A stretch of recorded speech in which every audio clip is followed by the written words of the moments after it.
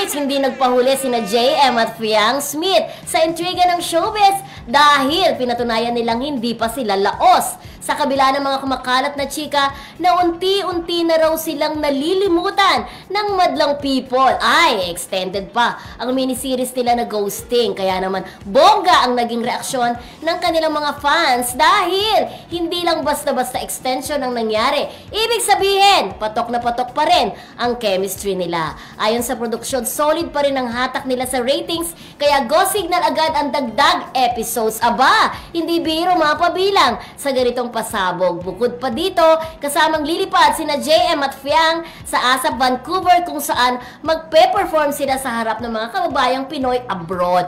Pak na pak ang excitement ng fans dahil aabangan ang kanilang mga performances. Alam mo, Mildred, hindi ako sa October yan na.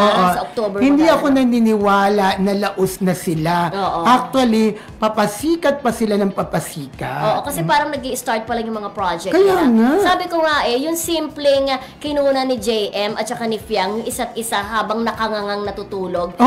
Si Fiang, imagine ninyo mga kaibigan that is 27 million views sa isang social media pala. Imaginein mo yon. 6.5 million naman sa isang social media platform naman. Kasi kung hindi ka naman in demand at kung hindi ka sikat, hindi ka naman aabot kahit ka 1 million. At saka isa pa dito, yung mga endorsement, di ba? Ang dami-dami nilang endorsement. So, paano mo sasabihin mga laos yan? Correct. Alam mo, nadalaw na po sa atin, doon sa ating studio sa may Naranghita, itong si JM at saka si Fiang na hopefully, sana'y makabalik sila dito sa Abante at dito naman sa ating bagong studio sila makadalaw, di ba?